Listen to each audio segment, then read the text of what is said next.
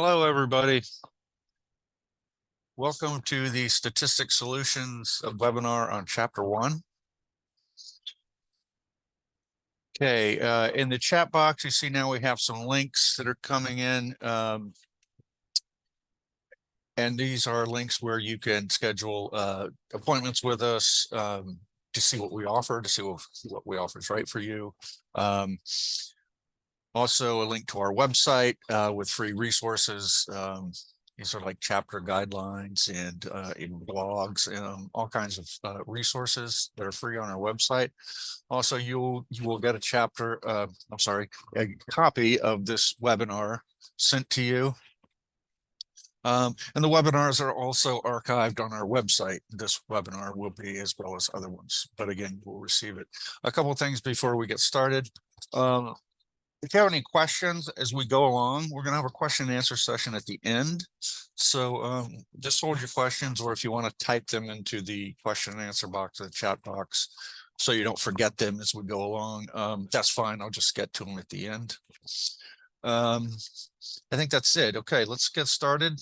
So chapter 1 of the dissertation is the introduction, and our kind of general conception of the dissertation follows a kind of standard social science 5-chapter model.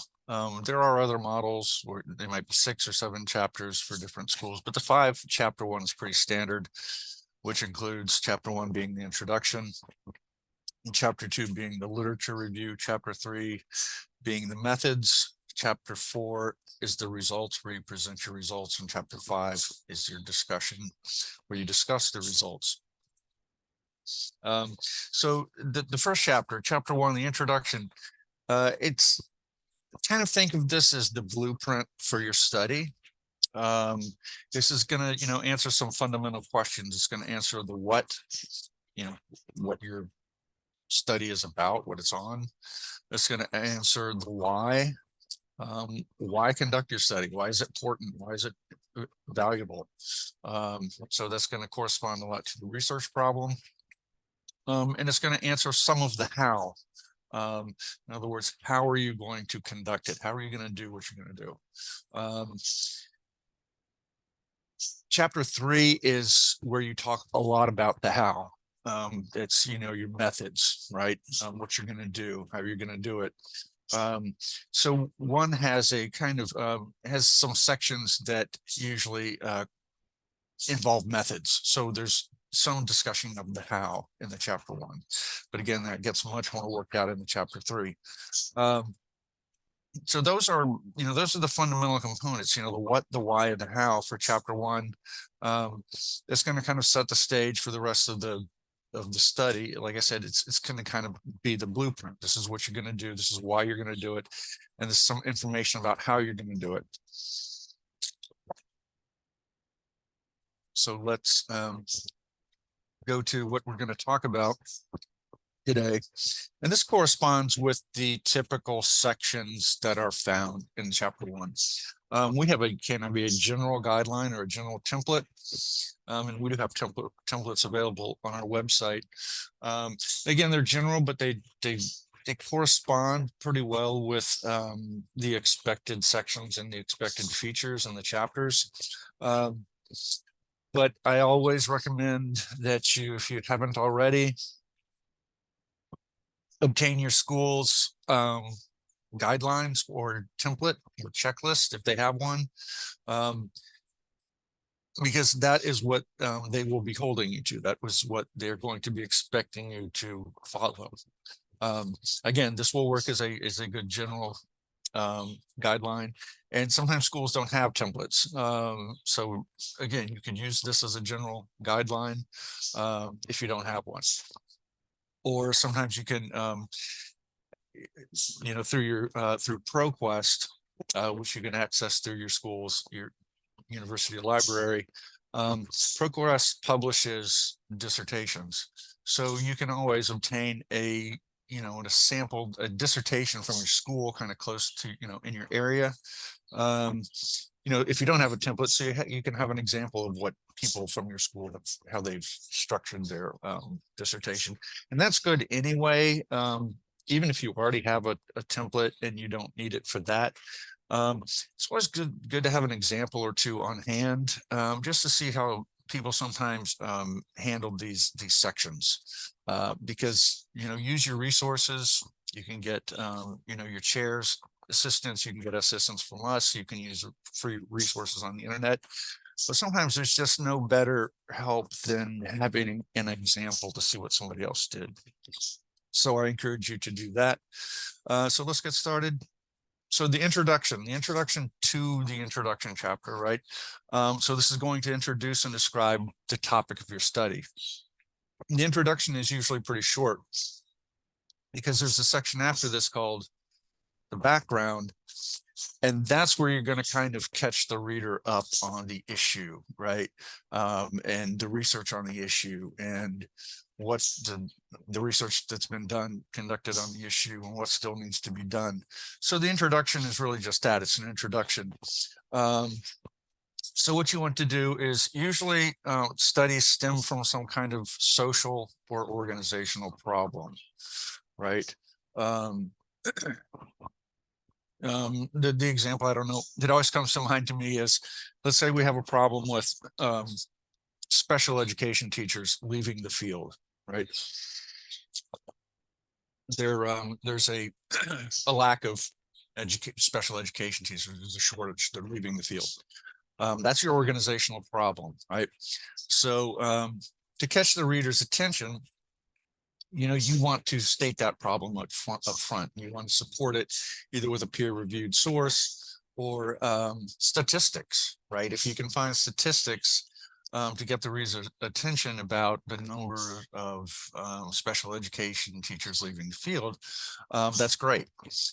Always make sure for this, if you use a statistic or numbers like that, make sure it's recent, right? Don't get a statistic from 20 years ago, because that is not going to be relevant anymore, or it's not going to be accurate anymore, right?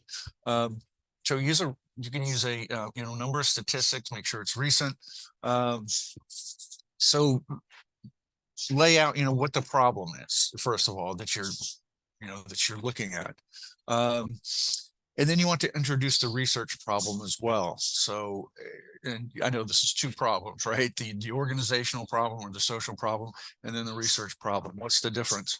Well, the organizational problem in this case is special education teachers leaving the field.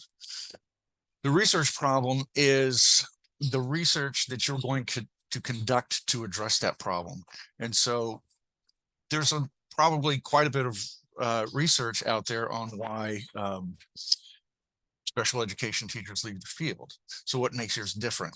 Okay, so that would be the research problem, and we're going to get to the research problem in a few minutes. There's a separate section on that, but you need to introduce the research problem in the introduction. In other words, the special angle or the unique angle that your study is going to take to address this problem, right? Because you don't want to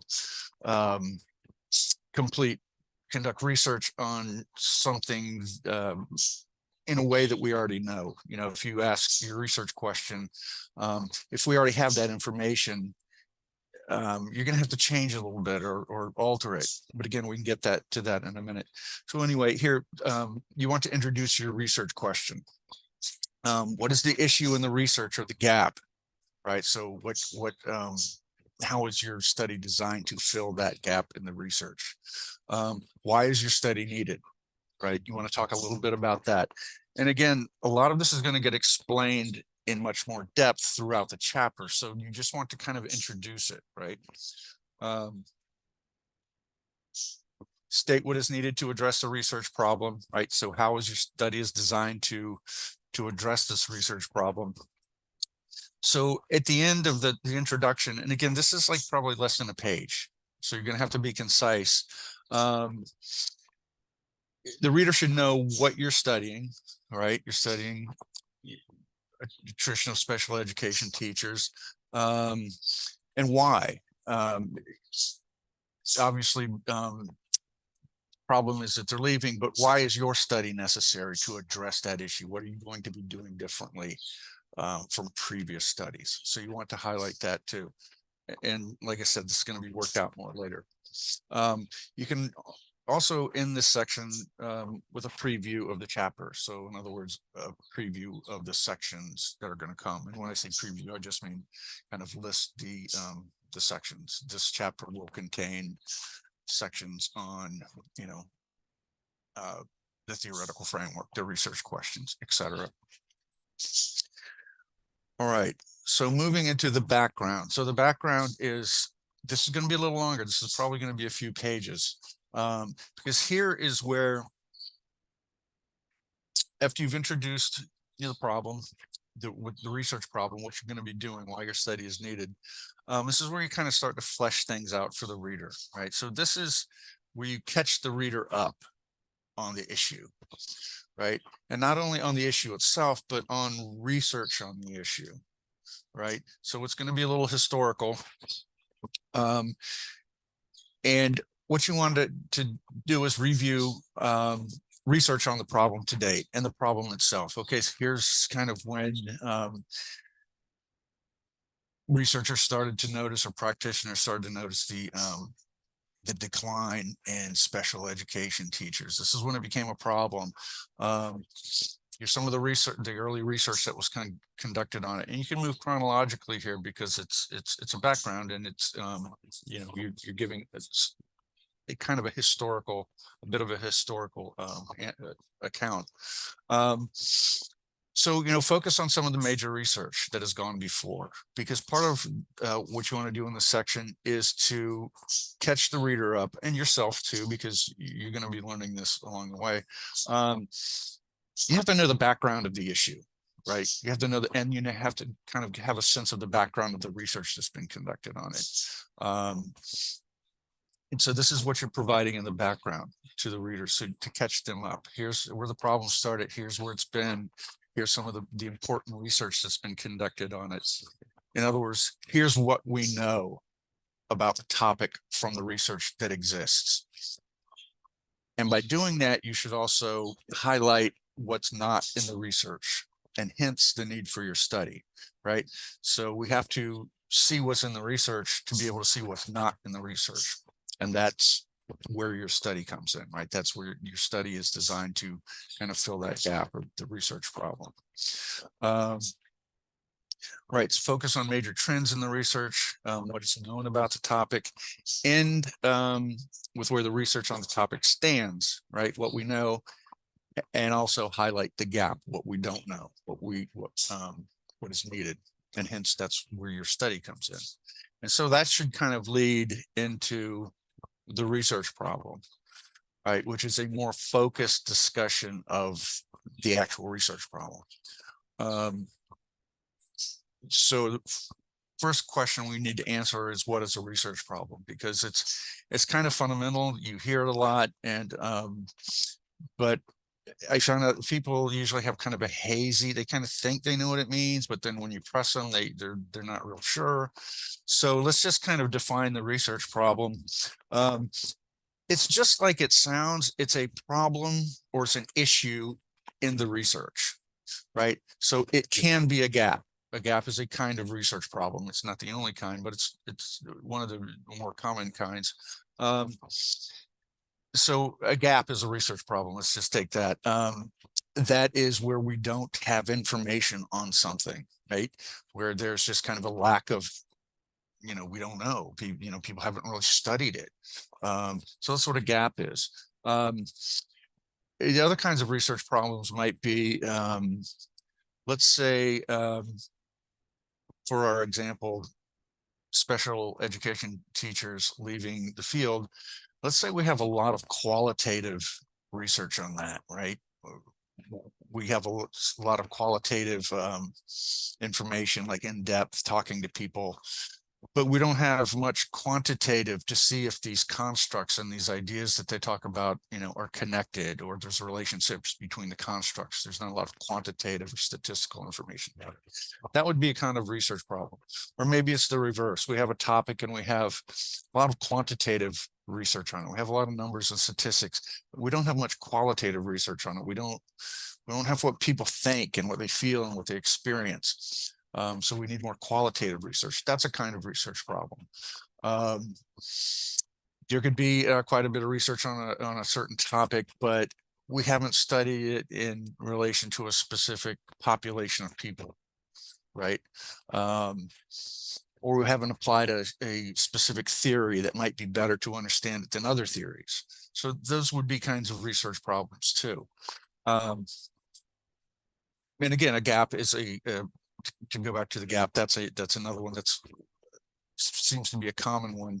And again, a gap can be similar to what I just talked about, and in the sense that we have a lot of research on a certain topic, but we have a gap on this topic in relation to a certain population. We just don't know, we don't have the information on in relation to, say, young African-American men or something. So that's what a research problem is in a nutshell. And that's what really drives the whole study, right? This is the why of your study, basically. So, people say, well, you're going to be conducting a study on, why special education teachers leave the field. Why? And you're going to be using this approach. Well, it's because we don't have this information in the research. Well, that's why. Okay, so the research problem drives the study, the need for the study. So this section is probably around a page, a couple solid paragraphs, but it's a really more tightly focused rationale for conducting your study based on what's not in the literature. So it transitions from the background, right? When we talked about highlighting the trends in the research, what's been done, getting to the present day and what still needs to be done, and that leads into the research problem. Which is a more targeted kind of overview of recent research on your topic to highlight the research problem. In other words, what's not in the literature. Specifically state the research problem, whether it's we have a gap in this area, a gap in understanding, or we've never studied this in relation to this specific population. You want to state it. And specifically state that your study is designed to address that research problem. Okay. Now, sometimes I see folks saying, hey, there's a gap in the literature in this area. And that's great, but you have to show that, right? You just can't say it. You have to describe the gap, and this almost sounds contradictory, right? A gap by definition is something that doesn't exist, right? So how do you describe something that doesn't exist? Well, this is a little analogy, but it helps me. It might help you. If you think of a donut, right? A donut, you have the donut material and then you have the hole in the center. Think of the hole as like the research gap. You can't describe the gap itself. I mean, you can say that it exists, but how do you describe the gap? And so what you do is you describe the donut, right? And the donut being existing research, right? If you describe existing research, well, this study, focused on A and B, but it didn't focus on C. Well, this study focused on B and D, but it also didn't focus on C. So you see what I mean? If you describe the existing research, it helps you then to show what's not in the research. So when you say, hey, there's a gap in this area, the reader will go, okay, because you've described the gap. All right, so that's the research problem. And again, the research problem is not always a gap. It can be something else. And this sometimes is where samples of approved dissertations come in handy, because you can sit in this webinar and nod your head and go, yeah, I get that. And when you sit down to write it, like, well, what does it mean when I sit down to write it? So this is where examples can be helpful to see how other people have handled these sections. The purpose, there's the purpose section, which is not long, probably about a good sized paragraph, and the purpose statement, right? And the purpose statement usually comes first in the section, and it has a very specific construction. And I have two examples for you here, and I have the kind of formula, if you want to call it that, up at the top.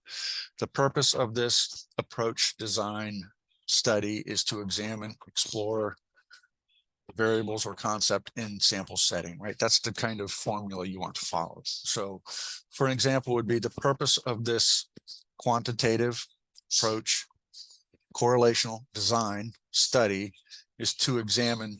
Now, the verbs aren't so important here for quantitative studies. You know, anything like examine, investigate is fine. Qualitative studies tend to be more exploratory, so a word like explore probably fits qualitative research better, but the verbs are less important than the other ones. You know, the approach, the design. So the purpose of this quantitative correlational study is to examine the relationship between, here's your variables, transformational leadership and emotional intelligence and then whatever your sample is in your setting in middle managers in businesses in the Northeast United States, whatever it happens to be. For qualitative, it's very similar. I've just really it's just another example, and I've substituted the word explore for examine.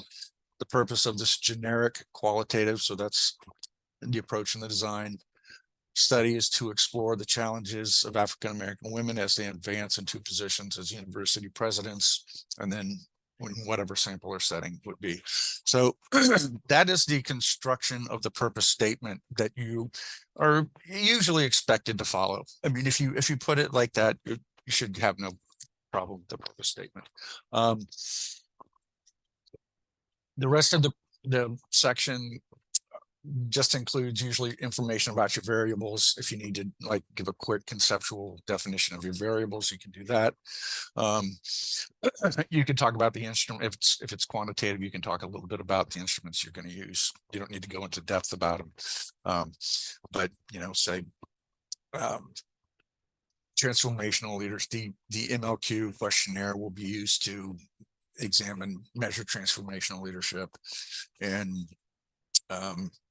you'll have another instrument to measure emotional intelligence, whatever that would be called. So you can put that information in the purpose too, but that's really it.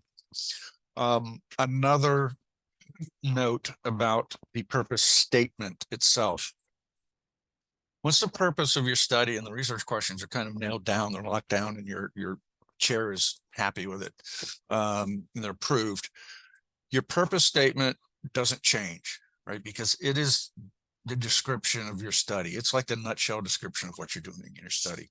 So you don't want to change it to make it sound different so it doesn't sound repetitive, because you start changing words and that changes the description of what you're going to do.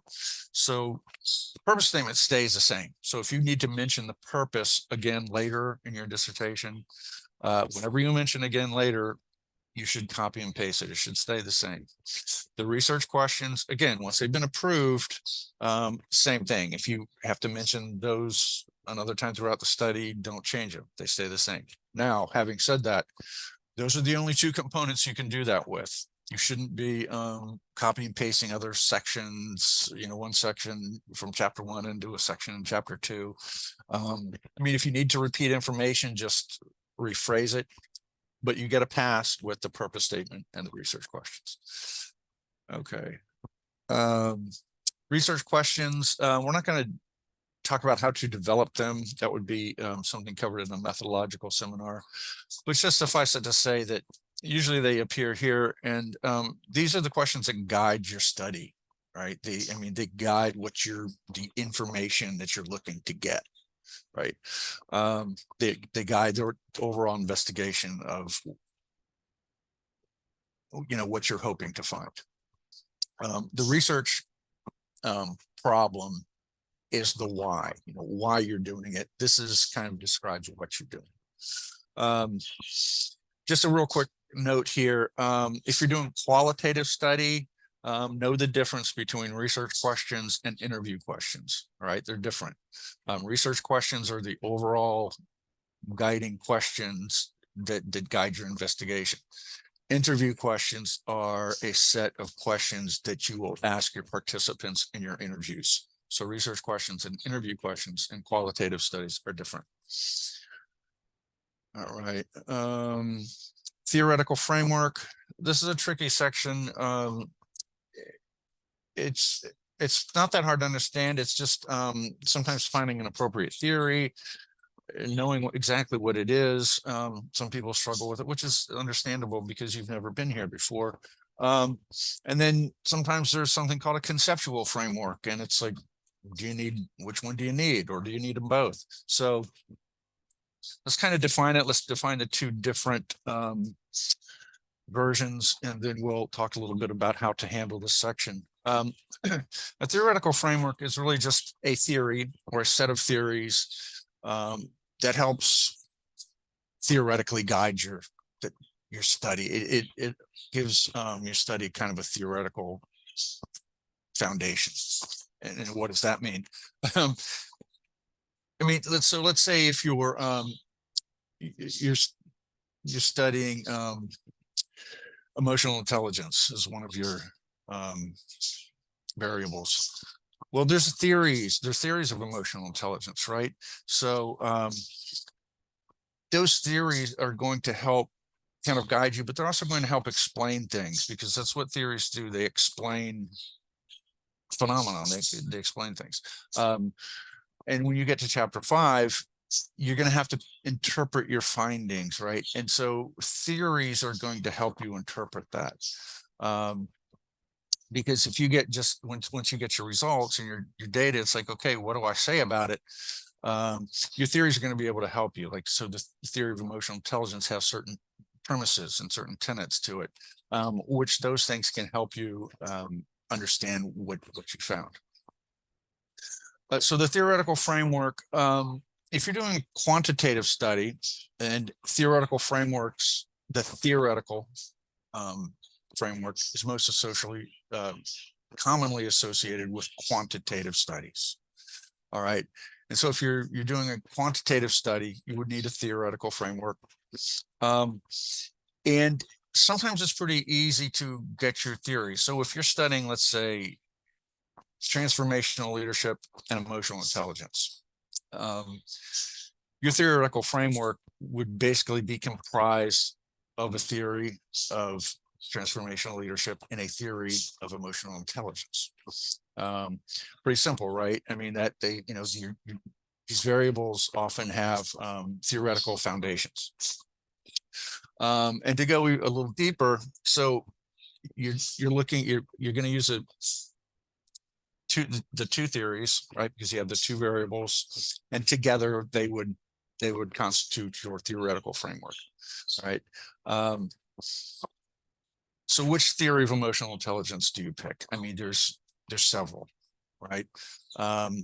So that depends on the instrument you're using.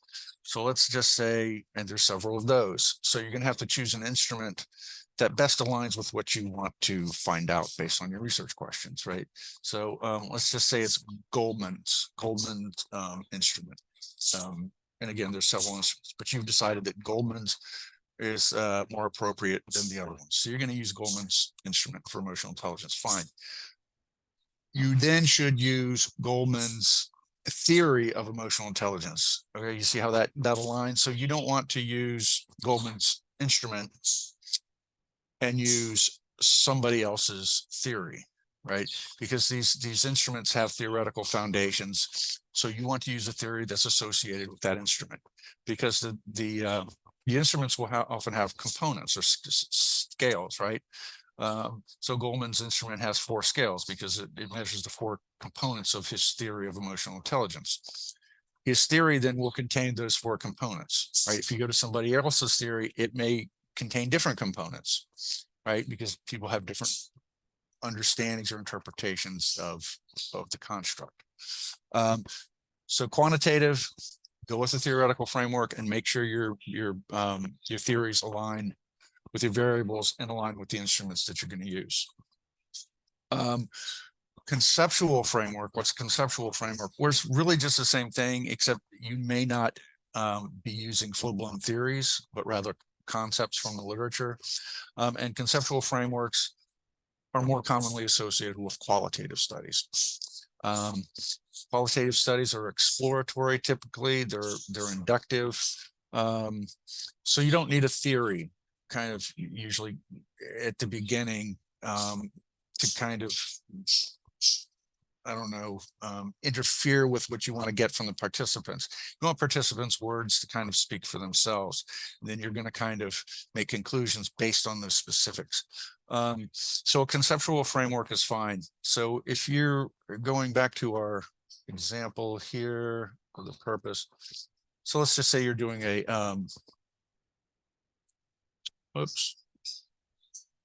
qualitative study on exploring the challenges African-American women face as they advance to positions as university presidents. There's not going to be a theory for that. So you probably want to, take the concept of advancement, right, from the literature, career advancement or something, or maybe there's a theory. But you don't need to use a full-blown theory for qualitative studies. Sometimes you can use concepts based on the concepts that you're looking at, but you take it, you pull it out of the literature. You have a definition for it based on the literature, and it's the same idea as using a theory, except you're using concepts. So for this section itself, the theoretical or conceptual framework section itself, again, this is another good one to look at approved dissertation as samples. You want to, first off, just as a simple, clear statement, say that, I'll be using so-and-so's theory or so-and-so's idea or concept for the framework for this study, right? Give the name of the theorist, give the date. You want to specify who developed it, right? This is all going to be sourced and it's going to have dates with it. Who developed it? What did they develop it for? Right? I mean, theory, we talk about theories explain things. What did they develop the theory to explain? What have other researchers used it for? Right? Talk a little bit about how the theory has come into research in your area, right? Not just the person who developed it, but how other researchers have taken it and used it to explain the kind of things you're going to explain in your study. And this is important. How does it connect to your study, or how will it help explain your results? So, you need to talk a little bit about how, the components of the theory that connect with your study. And if it's quantitative, it shouldn't be too difficult because, again, the components of the theory should align with the components of the instruments. But there's a little bit of, that connecting why this theory makes sense to use. All right, that's part of the theoretical framework section. Now, again, check your specific template. This is the theoretical framework in chapter 1. It's usually an introduction to the theoretical framework. In some schools, they want you to then elaborate on the theoretical framework in chapter 2. So, which would be very similar to this, but you're going to go a little more in depth. You might also bring in studies that have included the theory to show that how people are using it. So just check your or ask your chair, where they want the theoretical framework, or if they want it in both places. But that's the general idea of the theoretical framework. Nature of the study or study design. This is methods. So we're not going to go too much in depth because this is not a methods seminar, but usually it contains a rationale for the selection of your design. Like, so why did you select, for example, a correlational study, which is designed to examine the relationship between two constructs or two variables. Summarize the methodology. That includes, who you're going to get data from, how data is going to be collected, how data is going to be analyzed. And again, this is the chapter 1 version, so it's going to be an introduction to it, but your methods is going to get a whole chapter in chapter 3, where you go into much more detail about it. And this corresponds to the how, right? We talked about the what, the why, and the how. This is the how component. Usually there's a section for definitions, and these are definitions of key terms and variables that are going to be used that you're going to look at in your study.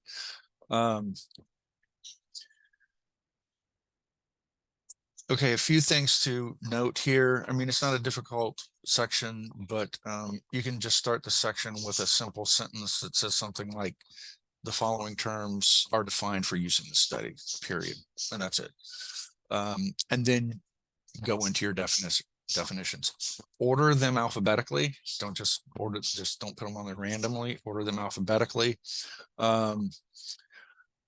I encourage people to put definitions in the form of sentences. Some people put them in the form of phrases, which if your school and your chair okay with that, that's fine. But it seems they usually want them in the form of sentences. So I just say put them in the form of sentences in the first place. That way nobody asks you to go back and do that. Definition should be clear and succinct. So remember, these are not discussions, right? These are not like, sometimes I see folks say, well, Smith defines emotional intelligence this way, but Jones defines it this way, but a third theorist defines it this way. There's no universal definition. Well, that's kind of anathema to what the purpose is here, is to define the term as you will be using it in your study. So definitions aren't discussions. Usually one sentence, two at the most, and that's it. They just need to be concise. And constructions like emotional intelligence will refer to, emotional intelligence is, are fine. And then just define it. Make sure you define it. Have a source, have a peer-reviewed source. Yep, definitions should be supported with peer-reviewed sources. No dictionary definitions, because these are not general definitions. These are definitions that you have a specific definition of for your study that's usually based in the research. It's based in the literature. So no dictionary definitions. Sources should be recent when possible. In the definitions, that's not so important. But throughout the chapter 1, and especially in the research problem, in the background, of course, you can have some older sources, but in the research problem section, things should be recent, right? Because you're talking about a recent problem and a recent research problem. Things that were problems 15, 20 years ago may not be problems anymore. So it's always best when you can to use, the most updated research that you can. In the definitions, not so important. And again, in the background section, you're going to have some historical material, so that's fine. And also in the theoretical framework, you might go back to a theory that was developed in the 70s. That's also fine. But when you're framing the need for your study and you're framing the relevance of your study, that material should be recent. All right, that's the definition section. Significance. This is what professors sometimes like to call the so what section.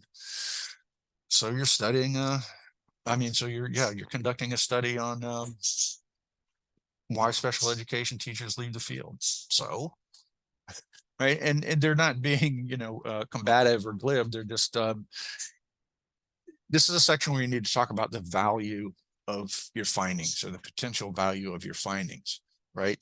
Who's it going to be valuable to? How is it going to be valuable? So they want you to talk about that a little bit here. So,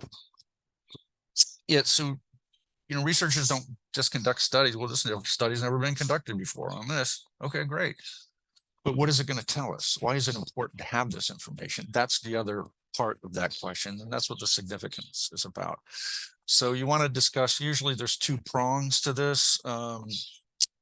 Significance or implications for theory or practice. For theory or research.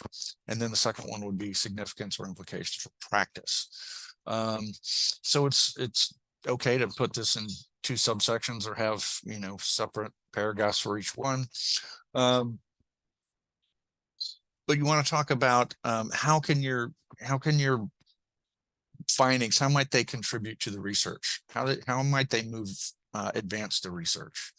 How might they inform the theory you're using, or modify your understanding of the theory, right? So you're going to be producing new knowledge, that's for sure, because that's why you're studying what you're studying, because you're taking a new angle on something and providing. So that new knowledge, how is that new knowledge going to, how might it inform or contribute to the research? Talk about that, but also on a practical sense, how is your in a practical level, how is your findings? How might they be valuable? Like, who might they to whom might they be important? Right. So let's take our example of special education teachers leaving the field. And so you have your findings. Who are those findings going to be important to? I think teachers would find it important, sure, but I think the real importance would be to administrators, right? The folks who then have to, once they leave, have to, you know, rehire or keep them from leaving in the first place, retain them, to, you know, to help inform, you know, things that they can do, maybe professional development they could offer, or seminars, or workshops, or anything to help them, right? To help retain them. So this is what you want to do in the significance section. Talk about potentially how your findings can inform not only research, but people at the level of practice. All right. Other sections, I've kind of put these together. Not all schools have them. Some schools do, some schools don't. Limitations, and these are really good ones to look at, examples of how other people have had these, because sometimes you just can't think, all right, what's a limitation going to be? This is where you discuss any potential weaknesses or shortcomings that may affect your results. For quantitative studies, you know, one of the big limitations is sample size. You get a low sample size.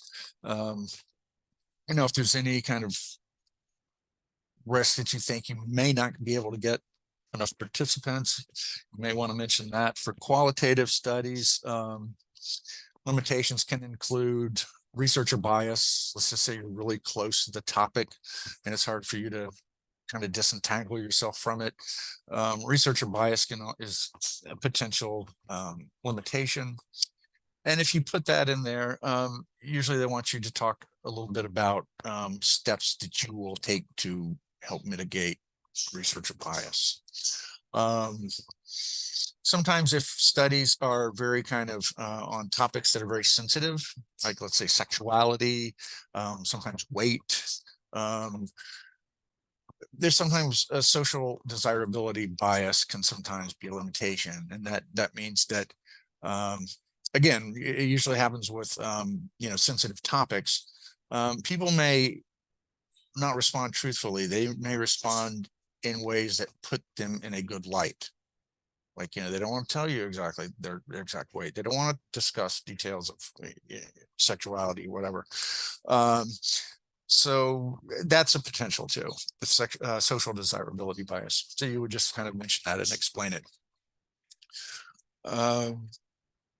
Assumptions, these are things that you have to take for granted. And I see that we have a question. I'll get to it at the end here. The assumptions, these are just things that you don't have any control over, right? So you just have to assume they're going to be true. And the big one is you don't have any control over how participants respond. So you just have to assume that they're going to respond truthfully and honestly. That's just something you have to take for granted. But it's worth mentioning in this section. Sometimes there's a section called scope. Sometimes it's called delimitations. And this is what you do have control over. This is basically the boundaries of your study. You know, you're going to be describing who it involves, your setting, your sample. You know, not much to go into. It's just kind of, here's what it involves. Here are the boundaries. Sometimes that's helpful. And like maybe say you're doing an education study and you're studying parents for some reason. But sometimes it's helpful to say that, to set the boundaries. You know, it's not students, it's not administrators, it's not teachers, it's the parent. So the scope is like the boundaries of your studies, who you're including, setting, things like that. All right, so the summary is just like any other summary, right? Recap major points from the chapter. That would include like major, you know, the problem, maybe some of the major points from the background, and, you know, remind the reader of the research problem and why your study is needed. You can also end by transitioning to the next chapter, saying, you know, the next chapter is chapter 2, the literature review, in which I will review and analyze literature related to this topic. But that's it. And before I get to the questions real quick, let me just leave this on the screen. This is who we are. This is different ways to get in touch with us. If, you know, we're full service, we have a range of services. You know, help with different chapters, PowerPoints, IRB forms. So if you're considering it, it's a free consultation, and someone can let you know the details and pricing and everything like that. Okay, so questions. You mentioned definitions. Do they prefer to operational definitions? Operational definitions, in chapter 1, they usually prefer conceptual definitions, which is what we just covered. Operational definitions usually appear in chapter 3. We're talking about, you know, specifically your specific constructs and how they're going to be measured, and, you know, what the components are. So operational definitions, usually the methodology section. You mentioned the purpose and not aim of the study. Can they be used interchangeably?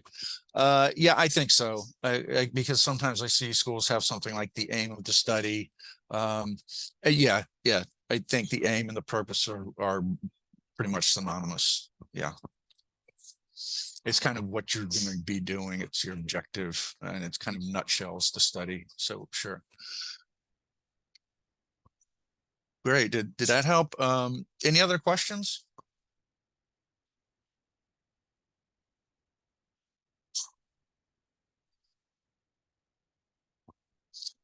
Well, if you're just starting out, I wish you luck, and not that you need luck, but I just wish that to everybody. But it is a long, you know, it's a long process, and it just takes perseverance. Use your resources, and again, give us a call, or, you know, make an appointment if you want to find out more. Yeah, I have more questions here. By stating the limitations, don't you have to indicate how they affect the results of the study?